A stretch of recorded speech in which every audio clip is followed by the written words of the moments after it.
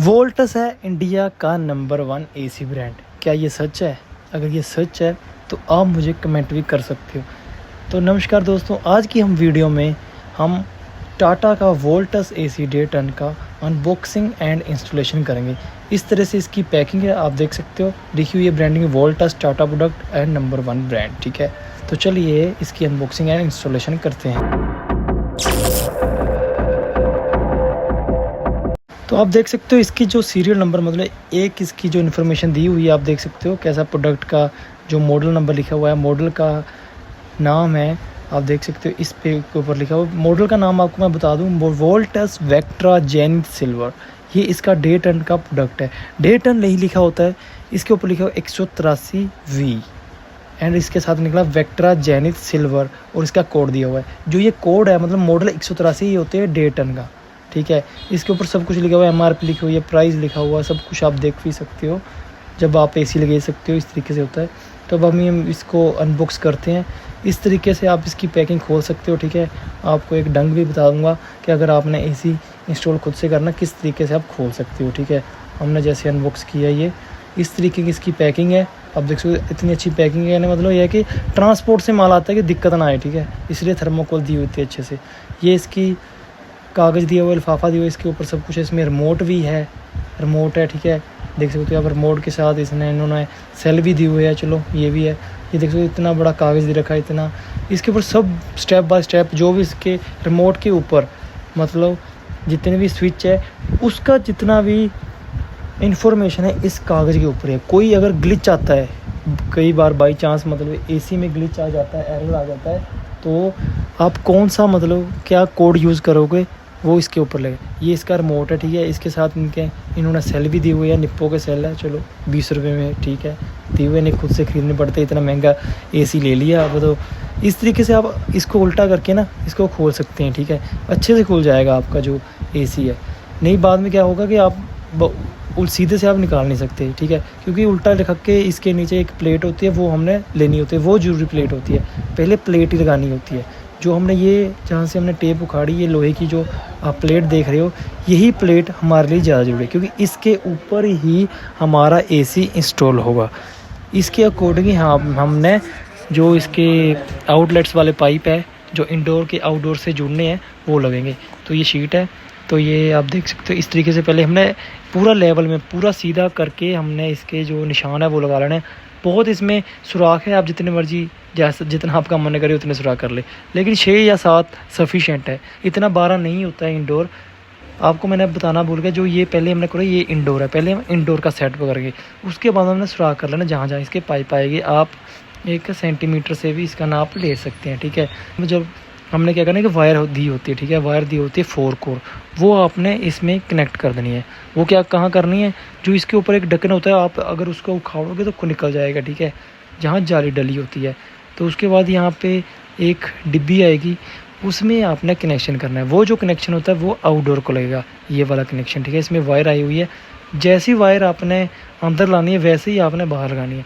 इसमें neutral, phase, अर्थ और एक कंप्रेसर को गई होती है, वो आपने देख लेनी कौन सी लगानी है, उसी के हिसाब से आप इसको कनेक्ट करोगे। अगर आपने कोई भी एक वायर उल्टी लगा दी, उसके बाद आपका जो आउटडोर और इंडोर का सेटअप नहीं होगा, चलेगा नहीं। ठीक है, दिक्कत आएगी। तो इससे है कि हमने क्या करना, एक इसकी दूसरी वायर होती है जो मतलब लगी होती है, वो आप किसी भी साइड को निकाल सकते हैं। ठीक है, फिर हमने उस साइड को हमारा प्लग था लेफ़्ट साइड को, तो हमने लेफ़्ट साइड को निकाल दी, वैसे तो ये राइट साइड को निकलती है। छोटी सी वायर थी, आप देख सकते हो, मैंने आपको दिखाऊंगा। तो हमने इसी तरह से पहले पाइप बाहर को निकाले, फिर उसके ऊपर लॉक फंसा दी। हमारा AC इंडोर हमारा लग चुका है। इस तरीके का इंडोर है, सिल्वर लाइन की इसके ऊपर प्लेट है जो क्रोम लगा हुआ है, तभी इसका मॉडल सिल्वर क्रोम है, देखा ना आपने। तो उसके बाद क्या करना है, इसमें 2 पाइप होते हैं। ठीक है, एक मोटा होता है, एक पतला होता है। वो आपने क्या करना है, जैसे ना एक बार आप कंप्रेसर खोलोगे इसका, मतलब कि इंडोर का जो पाइप खोलोगे कंप्रेसर, इतनी उसमें आवाज़ आएगी ना, साउंड आएगी, आप डर जाओगे। कोई नहीं, निकल देना। इससे पता होता है कि अगर ये ना निकले ना, तो आप समझ लेना कि आपके AC में दिक्कत है। तो उसके बाद आपने दूसरा पाइप लगा देना है। ठीक है, मोटा होता है थोड़ा सा, मतलब एक पतला एक मोटा आपने कनेक्ट करना है। इनका नाम तो कुछ अलग है, लेकिन चलो कोई बात नहीं, आपको मैं सिंपल करके बता रहा हूँ, इसलिए थोड़ा सा टाइम लगता है। नहीं तो अगर आप आपको समझ आ जाएगा। अगर आप मैंने इसका ओरिजिनल नेम ले दिया तो आपको समझ नहीं आएगा कौन सा पाइप है कौन सा पाइप, मोटा पतला पाइप आप देख सकते हो।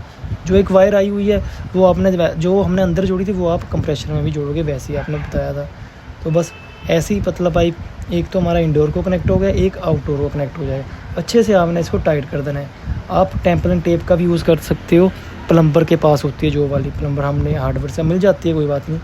तो उसके बाद ठीक है हमने मोटा, आपने एक चीज़ ध्यान रखनी है, अगर आपको पाइप घुमाना ना आए ना तो आपने ज़्यादा टाइम नहीं लगाना है, पाइप पे ज़्यादा जोर नहीं लगाना है, दिक्कत आ सकती है बहुत ज़्यादा। अगर एक भी बेंड गलत पड़ गया ना पाइप को तो आपका एसी चलना, गैस निकालनी मुश्किल हो जाएगी, ठीक है। अगर गैस ही नहीं गई तो आपका एसी ऑन और आपकी कूलिंग नहीं होगी, ख़राब नहीं होगा आपका, लेकिन बस कूलिंग नहीं होगी, दिक्कत आएगी, ठीक है जी। तो उसके बाद टेम्पलिंग टेप लगाओगे आप, अगर टाइट करके फिर आपने क्या करना है कि शैम्पू की हेल्प के साथ ना इसकी देखनी है कि हवा लीक ना हो। तो उसके बाद एक एलकी आती है, ठीक है, एलकी के साथ इसके ऊपर ढक्कन दिए होते हैं, वो उसमें नट होते हैं। पहले आपने एक गैस निकालनी पतले वाली, फिर आपने दूसरी वाली गैस छोड़नी, जैसे हम छोड़ रहे हैं इस तरीके से पूरी छोड़ देनी है, जितना आप निकाल सकते हो, अपने आप ही नट रुक जाएगा, एक नट होता है इसके ऊपर, बस फिर हमारा ये लग जाएगा। अभी हमारा एसी मतलब इंस्टॉल हो चुका है, ठीक है। इंस्टॉल के लिए हमने अभी स्टेबलाइज़र कुछ नहीं लगाया, मैंने बस सिंपली एक 6 एम्पीयर के मतलब इसको कनेक्ट करना था, तो हमने इससे देखो 6 एम्पीयर के स्विच से ही हमने ये कर दिया है, ठीक है। तो अभी इसी को हम ऑन करते हैं। ऑन के लिए पहले तो मैं आपको बता दूँ, इसकी जो भी इंस्टॉलेशन होती है वो ऑनलाइन होती है, कंपनी करती है, कंपनी से हमने कोड ले लिया था, उसकी वीडियो बनाना मैं भूल गया, ठीक है। तो लेकिन इसको ऑन कर देता हूँ, अभी ऑन हो चुका है, ये जैसे हमने ऑन किया, ठीक है। 27 से स्टार्ट हुआ है ये, तो अभी लेकिन ठंडी हवा नहीं दे रहा है, ठीक है, कुछ टाइम लगता है, आप डरना मत।